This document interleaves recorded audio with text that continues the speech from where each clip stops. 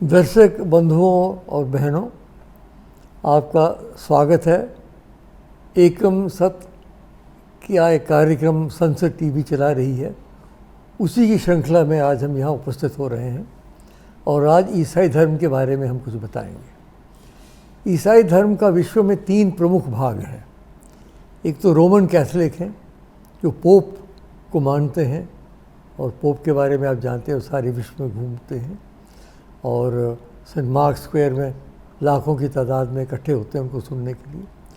दूसरा, अंग्रेज़ी के एक राज्य के समय वो टूट गए थे, उन्होंने अपनी चर्च बना ली थी जिसको प्रोटेस्टेंट कहते हैं, जो प्रोटेस्ट कर रहे थे चर्च के ख़िलाफ़। उनके अलग अलग डिनोमिनेशंस हैं। और तीसरा है ऑर्थोडॉक्स क्रिश्चियनिटी, जो कि ईस्टर्न यूरोप में है, ज़्यादातर रूस इत्यादि में। तो आज प्रोटेस्टेंट ईसाई के बारे में बात करने के लिए हमारे साथ रेवरेंड सुनील सोलोमन गज़न आए हुए हैं। धन्यवाद रेवरेंड जी, आपने कष्ट किया। ये कई चर्चों में इन्होंने सेवा की है, निःशुल्क सेवा की है और कई पुस्तकें भी इन्होंने लिखी हैं।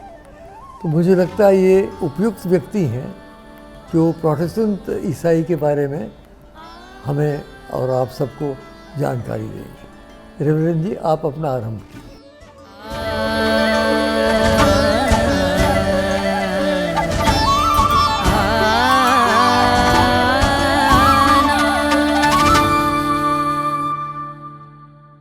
नमस्कार, मैं डॉक्टर करण सिंह का धन्यवाद करता हूं इस मुहिम के लिए, जिसके द्वारा इस सुंदर भारतवर्ष में जहां अनेकों धर्म हैं, उनके अंदर की समानताओं को एक प्लेटफॉर्म पर लाना और उस परमेश्वर का जिसको हमने देखा नहीं है उसकी आराधना इसी प्रकार इस देश में होती रहे।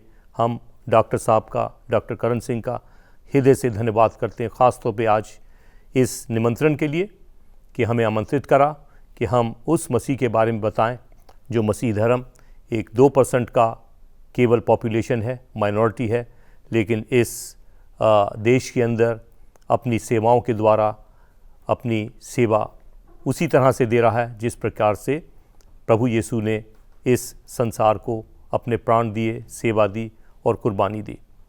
एक कहानी है और इसी से शुरू करना चाहता हूँ कि एक व्यक्ति था जो एक दिन अपने गिरजाघर नहीं गया, ठंड पड़ रही थी, आग सेक रहा था और बाहर उसने देखा कि कुछ एक चिड़ियाँ हैं जो ठंड में बर्फ़ से मर रही हैं और जगह ढूंढ रही हैं कि गर्माहट दिखे। शीशा था, आके कुट-कुट कर रही थी, लेकिन जो व्यक्ति था उसको तरस आया और वो बाहर गया और इशारा करता था कि वो अंदर आएँ, लेकिन चिड़ियाँ उसको देख के भाग गई। हमारे जो प्रभु यीशु का इस जगत में आना है, पवित्र बाइबल में लिखा है कि परमेश्वर ने जगत से ऐसा प्रेम किया कि उसने लौता पुत्र दे दिया ताकि जो कोई भी उस पर विश्वास करेगा वो नाश नहीं होगा बल्कि अनंत काल का जीवन पाएगा। इसके साथ जो हमारे लिए समझने की चीज़ है वो ये है कि वचन जो आदि में था प्रभु यीशु में, वो देहधारी हुआ, यानी शरीर का रूप ले लिया। प्रभु यीशु का जन्म एक कंवारी के द्वारा हुआ, उस भविष्यवाणी की पूर्ति में जो कि यशाया नबी ने 800 साल पूर्व करी थी कि एक कंवारी बालक को जन्म देगी और वही मसीहा होगा। और ऐसा ही हुआ। लिखा है एक स्वर्गदूतों का झुंड आया जो चरवाहे अपने भेड़ों की रखवाली करते थे और उनको आके उन्होंने पैगाम दिया कि आज तुम्हारे लिए एक मुक्तिदाता दाऊद की नगरी में पैदा हुआ है। और इन्होंने जा कर के कहा हम देख कर आएँ, और वहाँ पर वैसा ही पाया जैसा कि स्वर्गदूत ने उन्हें बताया था। कम्युनिकेशन ऐसी नहीं थी और इस प्रकार से जो उनको कम्युनिकेट करा गया, बताया गया, और उन्होंने वैसा ही पाया जैसे कि स्वर्गदूतों ने उनको बताया था। एक और बात जो उस समय में हुई प्रभु यीशु के जन्म में, और वो ये थी कि एक धूम तारा दिखाई दिया और जो ज्ञानी लोग थे, लिखा है कि पूरब से ज्ञानी लोग आए और जिनको हम राजा का रूप देते हैं और विश्वास करते हैं कि हमारे भारत से भी शायद कोई गया और वहाँ पर उन्होंने अपनी भेंटें चढ़ाई, क्योंकि उनकी साइंस के अनुसार यही था कि अगर एक राजाओं का राजा पैदा हुआ है तब ये साइन होगा। और वो उनको दिखाई दिया और उन्होंने जा कर के उसको सिजदा किया। और इससे क्या एक हमारे पास पैगाम है, वो ये है प्रभु यीशु का कि इस धर्म का 3 प्रकार के धर्म इस संसार में पाए जाते हैं, जिसमें हम बोलते हैं अंग्रेज़ी में इवॉल्व्ड, इम्बाइब्ड और रिवील्ड। यानी इवॉल्व्ड वो धर्म है जो कि अपने आप इवॉल्व हुए, कि शक्तियों को देखा गया और कहा कि शक्ति तो कोई है, तो वो धर्म बन गए। उसके साथ इम्बाइब्ड हैं कि कुछ एक अच्छी बातें ली गई कि जिससे मन संतुष्ट हो, और ऐसे सिद्धांतों पे चलने से प्रभु प्रसन्न होते हैं, धर्म बन गया। लेकिन एक वो हैं जिन्हें हम कहते हैं रिवील्ड, यानी जहाँ प्रभु ने, परमेश्वर ने खुद अपने आप को प्रकट किया। जो क्रिश्चियनिटी है या मसीहत है, वो इसी पर आधारित है कि अब्राहम को परमेश्वर ने दर्शन दिए और कहा मैं तुम्हारा परमेश्वर हूँ।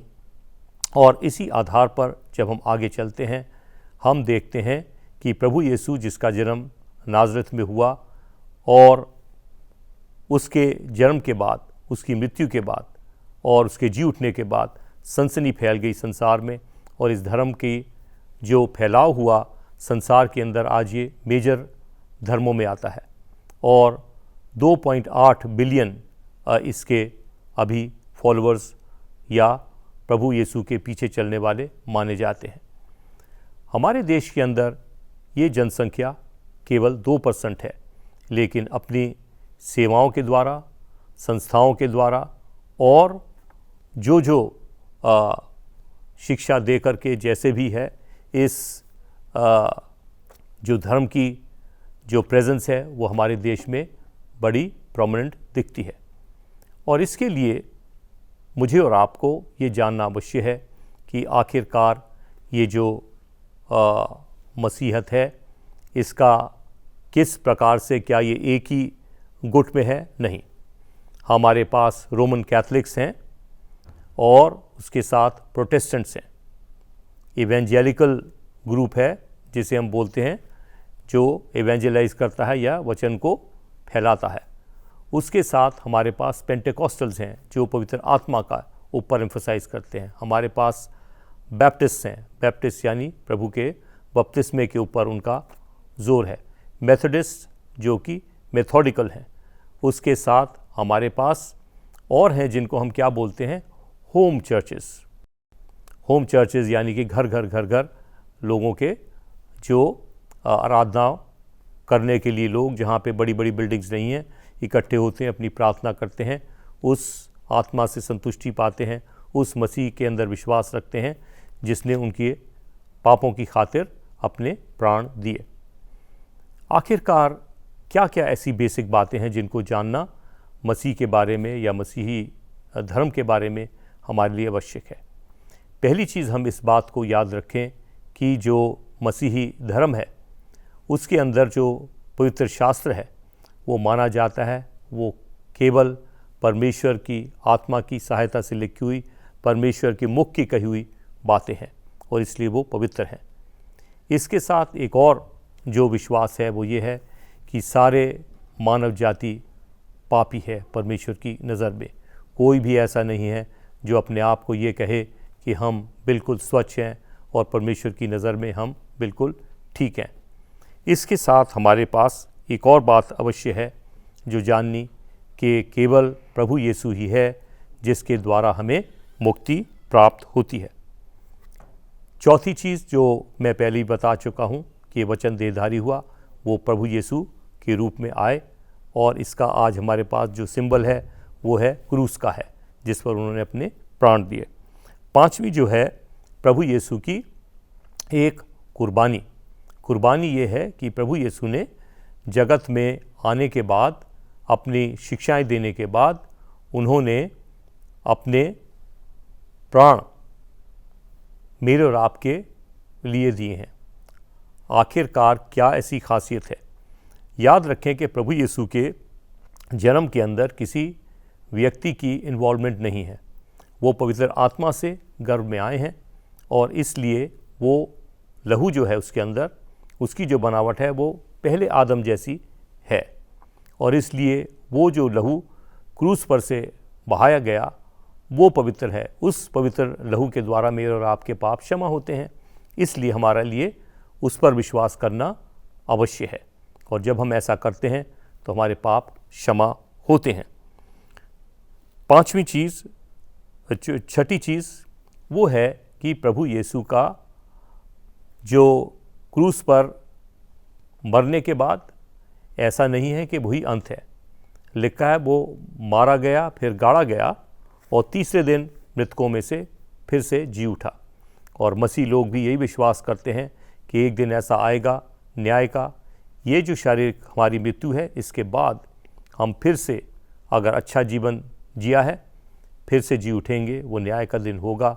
और जब पूछा गया कैसे है, प्रभु यीशु ने कहा जैसे जब तक गेहूं का दाना मिट्टी में मिट के नाश नहीं होता तब तक फलवंत नहीं होता, ऐसे ही हमारी शारीरिक मृत्यु अवश्य है, लेकिन ये हमें अनंतकाल जीवन की ओर ले जाएगी। और एक दिन न्याय के दिन सब जो विश्वासी लोग हैं वो जी उठेंगे। और एक जो 7वीं बात है वो है हमारे लिए ये जानना कि वो प्रभु यीशु इस जगत में दोबारा से लौटेगा, दोबारा से आएगा, और इन बेसिक बातों पर हम विश्वास करते हैं। आखिरकार क्या ऐसी शिक्षाएं हैं जो प्रभु यीशु की हैं? वो ये है प्रेम का संदेश है। वो शांति का एक राजकुमार माना गया कि उस संसार में इसलिए आया कि शांति कायम हो, और ये शांति के लिए वो प्रभु यीशु ने हमें जो शिक्षा दी है कि अपने परमेश्वर से और अपने पड़ोसी से समान रूप से प्रेम करो।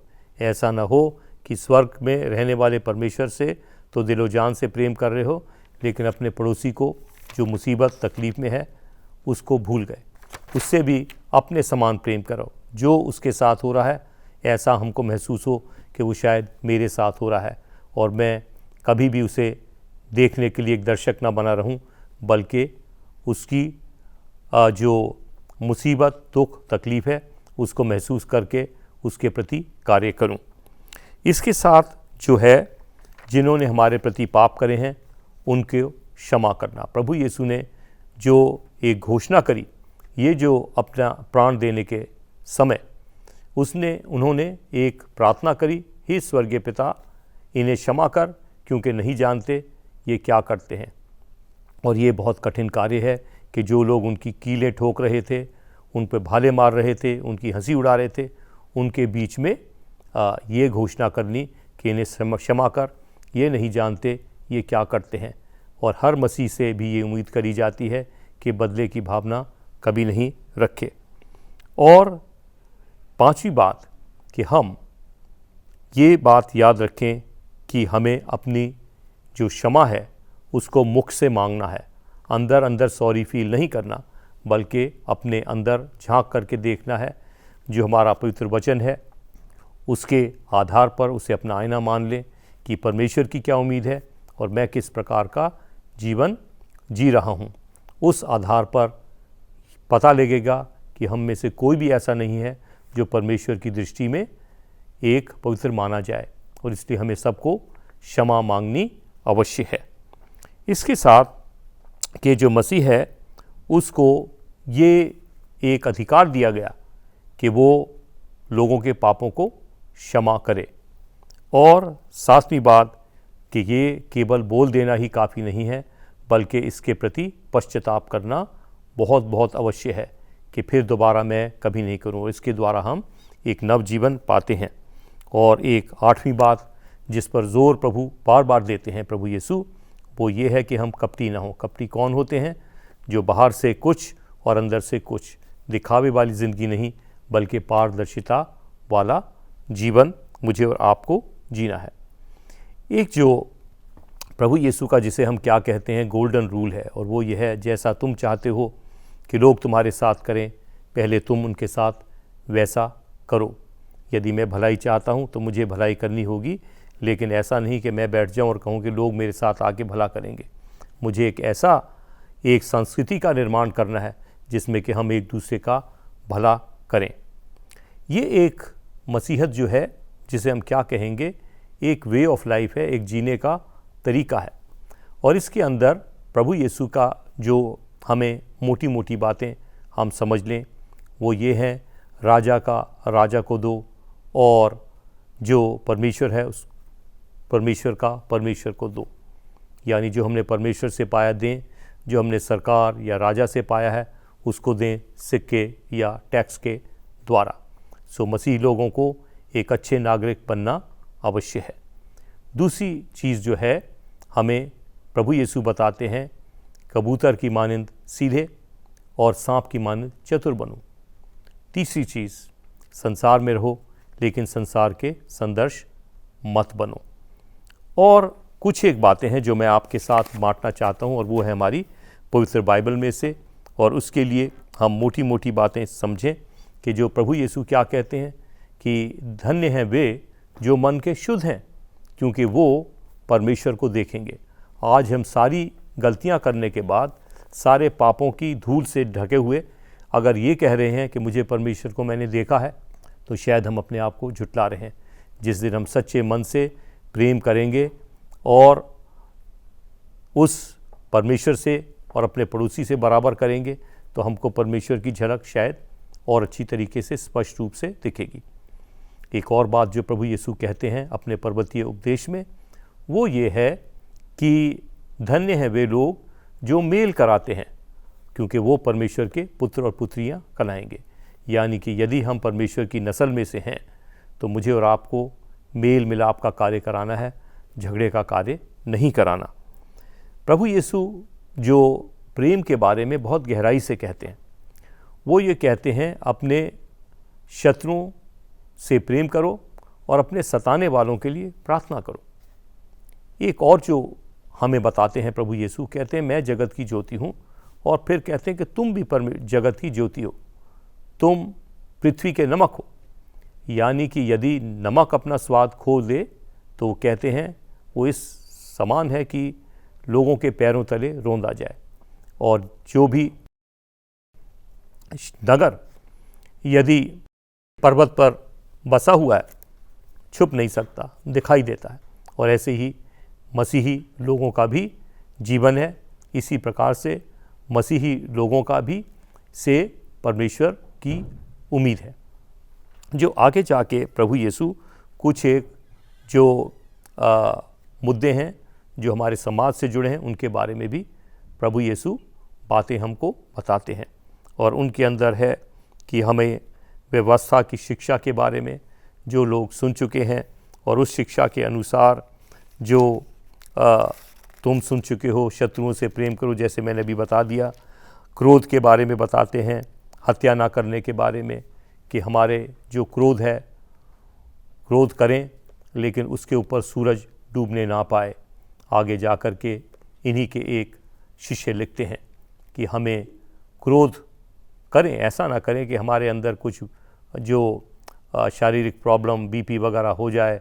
हम क्रोध तो करें, इसको एक्सप्रेस ज़रूर करें, लेकिन ऐसा हो कि वो हमारे अंदर पलते पलते एक बदले की भावना में तब्दील ना हो।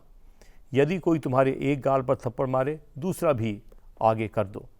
और इसके बाद व्यभिचार के बारे में, व्यभिचार सोसाइटी, समाज में आम बात है, दिखता नहीं है, लेकिन इसके बारे में जो प्रभु यीशु की शिक्षा है, वो कहते हैं कि इसको जड़ से पकड़ो। यदि तुम में से कोई व्यक्ति किसी स्त्री को ऐसी भावना से देखते हो, तो तुमने हृदय में, दिमाग में उसके साथ व्यभिचार कर लिया। अभी एक्चुअल हरकत होने में तो समय लगेगा, लेकिन वो बीज तो तुम्हारे अंदर आ गया है। इसलिए हम उसको जड़ से उखाड़ दें और ऐसी भावनाओं को अपने नज़दीक आने ना दें। और इसके बाद तलाक के बारे में क्या प्रभु यीशु कहते हैं, वो भी कुछ एक ऐसी बातें कहते हैं कि एक विवाह है और ये अंत तक आपका, क्योंकि परमेश्वर आपको मिलाने वाला है, आप उसी के साथ जुड़े रहेंगे।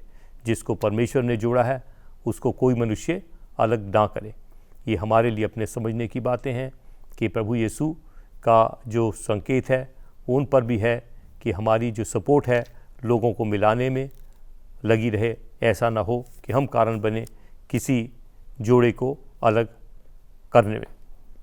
आगे जो प्रभु यीशु का जो शपथ लेने के बारे में और बातों में कि हमें अपना एक बाल हम सफ़ेद या काला नहीं कर सकते, तो हम शपथ उस परमेश्वर के बारे में क्यों रखें, क्यों खाएं, जिसके बारे में हमारा स्तर और उसके स्तर में कितनी जो अंतर है। तो उस पवित्र परमेश्वर को क्यों ऐसा माध्यम बनाएं कि कस्में खाएं।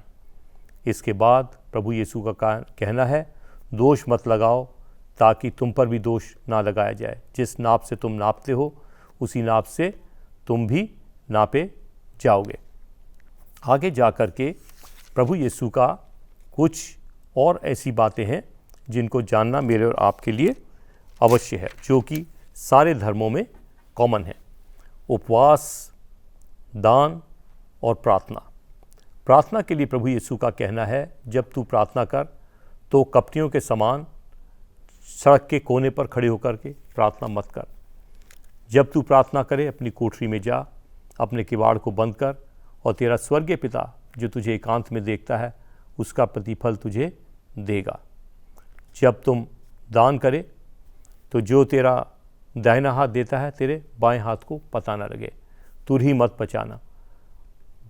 और उपवास के लिए जब तू उपवास करे तो एकांत में हो और अपना चेहरा धो, बाल बना और नॉर्मल दिख। ऐसा न हो कि तू इसको इतना ज़्यादा प्रकट करे तो जो तेरी सारी उपवास करने का जो उद्देश्य है कहीं वो ख़त्म ना हो जाए। इन सब बातों से प्रभु यीशु हमको ये सिखाते हैं कि हमारा जो जीवन है, हमारी जो ये समय हमें इस धरती पर मिला है, वो एक तैयारी का समय है कि हम इस तैयारी में रहें, कि उस दिन के लिए तैयार रहें जो न्याय का दिन है। धन्यवाद।